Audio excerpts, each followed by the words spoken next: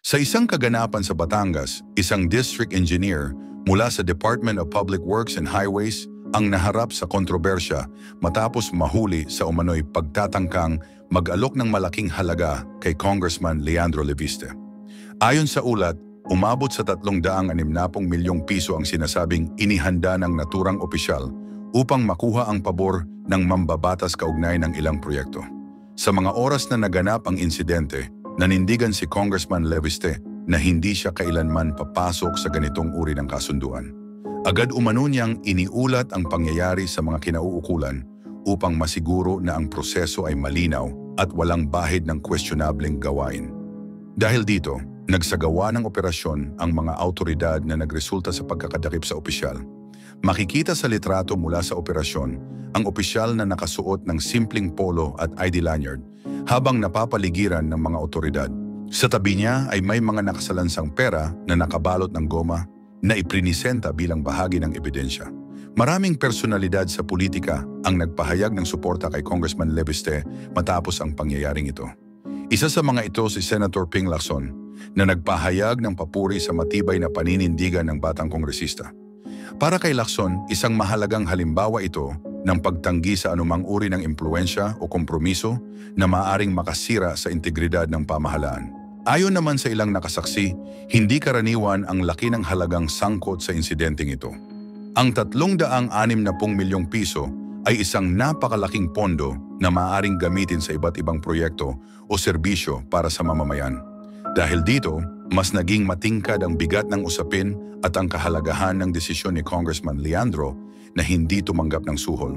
Samantala, tiniyak ng Department of Public Works and Highways na nakahanda silang makipagtulungan sa investigasyon. Nilinaw rin nila na ang mga pagkilos ng isang opisyal ay hindi kumakatawan sa kabuuang ahensya at nananatili umano ang kanilang advokasya para sa malinis na serbisyo publiko. Sa panig ng mga taga-suporta ng kongresista, nakita nila ang pangyayaring ito bilang patunay na kayang tumayo ng mga bagong leader laban sa anumang uri ng panghihikayat na hindi maganda para sa bayan. Para sa kanila, ang pagkilos ni Congressman Leandro ay nagbibigay ng pag-asa na maaari pang maitaguyod ang isang mas malinis na pamamahala sa bansa. Gayon din, ilang residente sa Batangas ang nagpahayag ng kanilang pagkilala sa naging aksyon ng kongresista. Para sa kanila, mahalagang malaman ng publiko na mayroong mga opisyal na tunay na inuuna ang interes ng mga tao kaysa pansariling kapakinabangan. Anyway, mga kapopong, ang kaganapang ito ay nagsilbing paalala na nananatiling hamon ang pagpapanatili ng integridad sa pamahalaan. Ngunit sa kabila ng tukso ng malaking halaga, pinatunayan ni Congressman Leandro Leviste na posible ang tumanggi at manindigan para sa tama. Isang kwento ito ng paglaban sa tukso at pagpili ng mas makabuluhang landas tungo sa mas maayos na pamamahala. Well, alam nyo naman mga kapupong na kung sa ibang bansa nga natutuklasan ng mga otoridad ang mga kalokohan ng mga tao upang makapag-migrate lang sa ibang bansa, which is dahil na rin sa mga intel meron sila, what more pa kaya ang ibang kasong natutulungan ng mga intel, di ba? Which is tulad rin sa kinakaharap ng mga nawawalang sabungero na dahil rin sa ilang intel reports at mga testigo ay unti-unti nang lumilinaw ang mga nangyayari ngayon. Anyway, ganito kasi yan. Isang ina ang muling nagkaroon ng pag-asa matapos makuha ng mga otoridad ang ilang maliliit na piraso ng buto mula sa isang kilalang lawa. Naniniwala ang ina na siyang magulang ng isa sa mga nawawalang tao na maaaring magbigay ng kasagutan ang mga natagpuang bahagi at posibleng magsilbing tulay upang malaman ang kalagayan ng kanyang mahal sa buhay. Nagsagawa ng underwater search ang mga opisyal at nakakita sila ng iba't ibang piraso ng buto, kabilang ang isang bahagi ng bungo. Gayunman, dahil sa matagal na pagkababad sa tubig at sa kapaligiran, hindi na nakuha ang malinaw na detalye para makilala ang pinagmula ng mga ito. Samantala, sa ibang lugar, 3 set ng katawan ang nahukay sa isang libingan sa probinsya.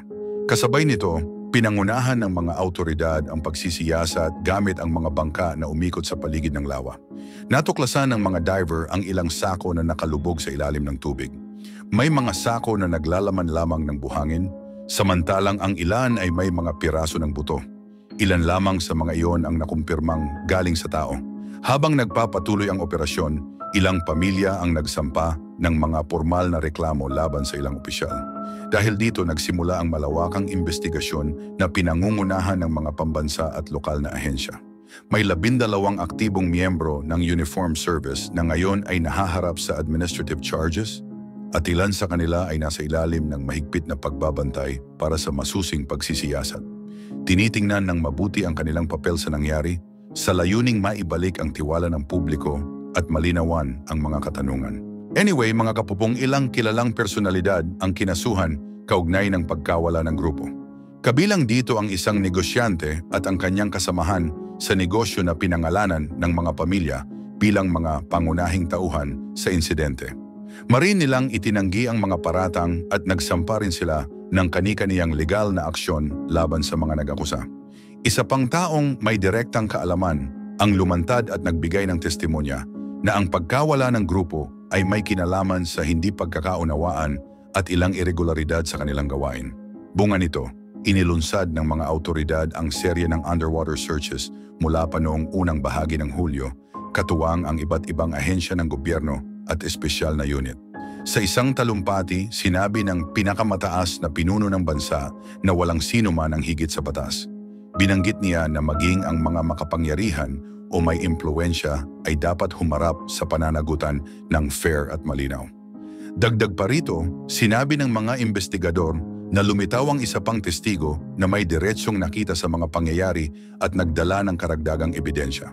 Para sa mga opisyal, ito ay hindi lamang simpleng salaysay, kundi may kasamang konkretong suporta. Isang lupo ng pamahalaan ang nagpaalala sa lahat na huwag manghimasok at hayaang magpatuloy ang proseso ng walang impluwensya o panliligaw. Malinaw ang kanilang pahayag, walang puwang para sa shortcut, walang lihim na kasunduan, at walang pagbaliwala sa umiiral na batas. Kung babalikan, nagsimula ang serye ng pagkawala noong unang bahagi ng taong 2021. Kasama sa mga nawala ang ilang miyembro ng grupo, mga tauhan, mga driver, at ilang kaugnay na tao sa iba't ibang probinsya at maging sa Maynila. Pagsapit ng sumunod na taon, mas umigting ang investigasyon at isinagawa pa ang mga formal na pagdinig sa Legislative Chamber kung saan itinanggi ng mga taong iniuugnay sa kaso ang anumang kinalaman. Mula noon, unti-unti nang lumabas ang iba't ibang bahagi ng kwento sa pamamagitan ng mga pahayag, testimonya at natuklasang ebidensya. Ngunit nananatili pa rin ang maraming tanong na naghihintay ng kasagutan. Ang batikang broadcaster na si Arnold Clavio ay nagbigay ng malinaw na tugon sa social media post ni Pasig City Mayor Vico Soto matapos itong maglabas ng pahayag na nagdulot ng usapan tungkol sa kredibilidad ng ilang kilalang mamamahayag.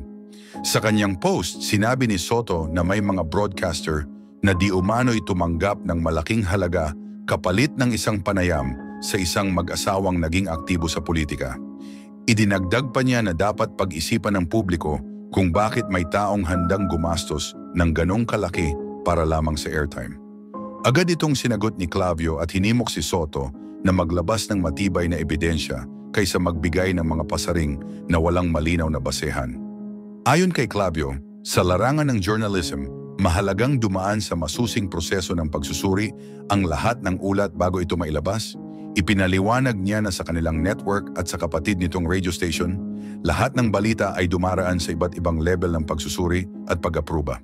Para kay Clavio, hindi makatarungan ang maghagis ng paratang ng walang konkretong patunay dahil maaaring masira nito ang tiwala ng tao sa kabuuang propesyon. Binigyang diin din ni Clavio na hindi lang simpleng pagtatanggol sa kanyang mga kasamahan ang kanyang layunin, kundi ang pangangalaga sa reputasyon at kredibilidad ng buong newsroom. Sinabi niya na parehong tungkulin ng media at ng mga opisyal ng pamahalaan ang pagsusulong ng transparency. Dagdag pa niya, hindi dapat isipin na iisang panig lamang ang may karapatan sa pagiging patas. Nanawagan siya ng respeto sa bawat panig at ipinaalala na ang gawain ng mga mamamahayag ay hindi personal na pag-atake laban sa mga politiko. Samantala, itinanggi naman ng dalawang broadcaster na tinutukoy ni Soto ang akusasyon na tumanggap sila ng bayad para sa isang panayam. Pahayag ng kanilang executive producers, ang segment na tinutukoy ay inilabas bago pa magsimula ang panahon ng kampanya at wala itong kaugnayan sa anumang aktibidad pang-eleksyon. Iginiit nila na mahigpit na sinusunod ang mga pamantayan ng editorial at walang impluensyang panlabas na nakialam sa nilalaman. Idinagdag pa nila na ang mga pahayag ukol sa umano'y pagbabayad ay maaring makasira ng pangalan at lumampas sa hangganan ng etika. Isa sa mga broadcaster ang naglinaw pa na ang segment ay simpleng tampok lamang ng kwento ng dalawang tao na umangat mula sa maliit na simula at nakapagtayo ng tagumpay sa pamamagitan ng tiyaga at sipag. Ayon sa kanya, ang layunin ay magbigay ng inspirasyon sa mga manonood at hindi upang magpasok ng anumang mensaheng pampulitika. Para sa kanya, bahagi ng kanilang responsibilidad bilang media ang maghatid ng mga kwento ng pag-asa at pagsusumikap. Ang palitan ng pahayag ni Vico Sotto at Arnold Clavio ay nagpapakita ng patuloy na diskusyon tungkol sa pananagutan ng parehong gobyerno at media. Ang sinabi ni Sotto ay nagbukas ng usapin ukol sa patas na pagtingin, samantalang ang tugon ni Clavio ay nagbigay diin sa kahalagahan ng matibay na ebidensya at respeto sa proseso ng propesyon. Sa pinakaugat, ipinapakita ng sitwasyong ito kung gaano kaselan ang balanse sa pagitan ng public service at journalism. Kapag may mga paratang na walang sapat na patunay, maaaring magdulot ito ng alitan at magpahina sa tiwala ng publiko. Ngunit sa tuwing naninindigan ang mga mamamahayag sa integridad ng kanilang gawain, muling pinapatunayan ang papel ng media bilang mahalagang haligi ng demokrasya. Anyway, mga kapupong, ang usaping ito ay nagsisilbing paalala na sa panahon ng matinding atensyon, pampolitika at panlipunan, parehong lider at mamamahayag ay kailangang maging maingat at responsable sa kanilang mga salita at aksyon upang masiguro na ang taong bayan ay nakatatanggap ng impormasyon na patas, malinaw at mapagkakatiwalaan.